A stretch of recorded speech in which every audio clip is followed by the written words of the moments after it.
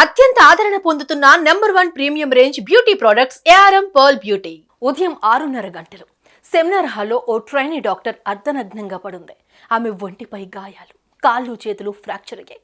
కాళ్ళ నుంచి రక్తం, రూమ్ అంతా చిందరవందరగా ఉంది. ఈ దారుణ దృశ్యాన్ని చూశాడో మెడికల్ స్టూడెంట్. అంతే, అతని కాళ్ల కింద భూమి కంపించినట్లయింది. డాక్టర్లకు, పోలీసులకు సమాచారం ఇచ్చారు. బాడీని పోస్టుమార్టంకు తరలించారు. ఆ లేడీ డాక్టర్ను అత్యంత కిరాతకంగా అత్యాచారం చేసి హింసించి కత్తులతో పొడిచి గోళ్లతో రక్కి చంపినట్లుగా నిర్ధారణ అయింది. నిర్భయ ఘటనను తలపిస్తున్న ఈ దారుణం జరిగింది ఎక్కడ?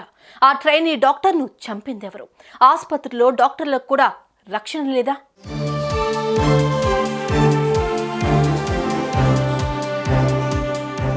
అది కోల్కతాలోని RG Kar medical college and hospital. ఇక్కడ second year post graduate female trainee doctor విధుల్లో ఉంది. నైట్ షిఫ్ట్ కావడంతో రాత్రి తన తోటి డాక్టర్లతో సెమినార్ హాల్లో కూర్చుని భోజనం చేసింది.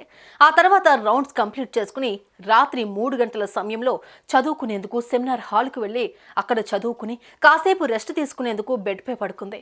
సమయం తెల్లవారుజాము 4 గంటలవుతోంది. ఓ వ్యక్తి సెమినార్ హాల్లోకి వచ్చాడు. అక్కడే ట్రైనీ డాక్టర్ పడుకోవడాన్ని చూశాడు. రూమ్లో ఎవరూ లేకపోవడంతో అతని పాడు బుద్ధి బయటపడింది. డోర్ లాక్ చేశాడు. యువతి నోట్లో గుడ్డలు కుక్కాడు. ఆమెపై విరుచుకుపడ్డాడు. తప్పించుకునేందుకు ప్రయత్నించిన ఆమెను పట్టుకుని ఆమె తలను గోడకేసుకుట్టాడు. రక్తం కారుతుండగా ఆమెపై అత్యాచారానికి పాల్పడ్డాడు. ఆపై తన దగ్గరున్న కత్తితో ఒళ్లంతా కట్ చేశాడు. గోళ్లతో రక్కేశాడు. అంతటితో ఆగలేదు. ఆమె ప్రైవేట్ పార్ట్స్పై కత్తితో ఘాట్లు పెట్టాడు. ఆమె మెడ విరిచేశాడు. ఆమె చేతి వేలు కూడా విరగొట్టాడు. బొడ్డుపై గోళ్లతో రక్కేశాడు. Caller bones విరిచేశాడు. ఆమె కాళ్ళ నుంచి రక్తం కారుతోంది. అప్పటికే కొనువు పెడుతూ ఉన్న ఆమెను వదలాలి అనుకోలేదు ఆ దుర్మార్గుడు.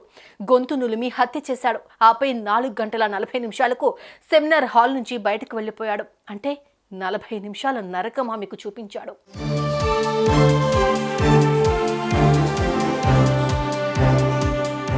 ఉదయం 6:30 అయింది. ఓ మెడికల్ స్టూడెంట్ మృతి చెందిన ట్రైనీ డాక్టర్ను చూసి షాక్ అయ్యాడు.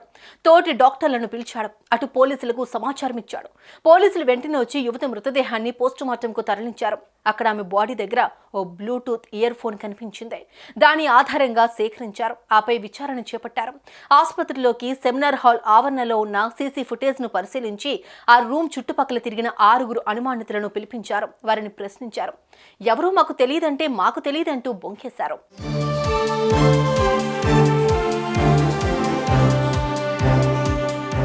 దీంతో పోలీసులు అనుమానితుల బ్లూటూత్ ఆన్ చేయాలని కోరారు.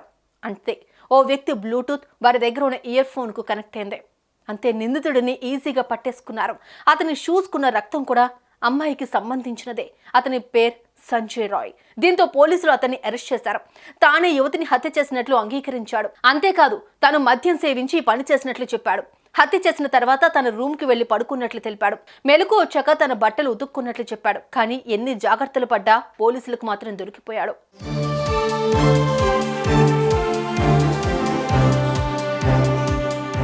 అటు సంజయ్ రాయ్ను పోలీసులు అదుపులోకి తీసుకుని అతని బ్యాక్గ్రౌండ్ వెరిఫికేషన్ జరపగా విస్తుపోయే విషయాలు తెలిసాయి. సంజయ్ రాయ్ ఇప్పటికే 4 పెళ్లిళ్లు చేసుకున్నాడు. అతనికి అశ్లీల వీడియోలు చూడనిదే నిద్ర పట్టదు. అలా శారీరక సుఖానికి అలవాటు పడిపోయాడు సంజయ్. తన ఊళ్ళో చాలా మంది మహిళలపై అఘాయిత్యానికి కూడా పాల్పడేందుకు ప్రయత్నించాడని తెలిసిందే. అందుకే తన సోదరు కూడా అతన్ని దూరం పెట్టిందే. కాగా సంజయ్ రాయ్ బాక్సింగ్ లో ట్రైనింగ్ తీసుకున్నాడు. ప్రభుత్వ ఆధీనంలోని RG Kar medical college and హాస్పిటల్లోని police out post లో అతన్ని నియమించారు.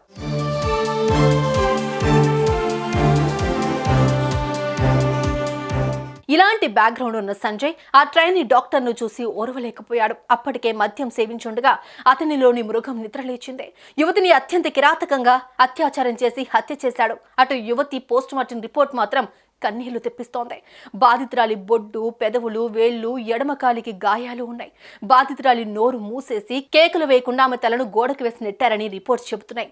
కేకలు వేయకుండా ఉండేందుకు బాధితురాలి నోరు, గొంతును నొక్కుంచగా కళ్ళు, నోరు, ప్రైవేట్ భాగాల నుంచి రక్తం కారుతూనే ఉంది. అక్కడక్కడ కత్తిఘాట్లు, గోళ్లతో రక్కిన ఆనవాళ్లు కూడా ఉన్నాయి.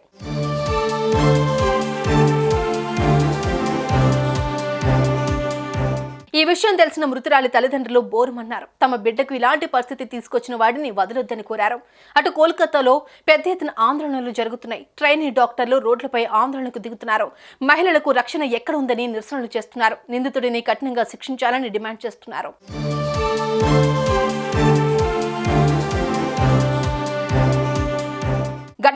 తెలిస్తేనే ఇంత కిరాతకమా అని భయమేస్తోంది. ఆ యువతి ఆఖరి క్షణాల్లో ఎంత క్షోభ అనుభవించిందో, ఆ రాక్షసుడి చేతిలో ఎంత నరకం చూసిందో ఊహించుకుంటేనే గుండె తరుక్కుపోతోంది.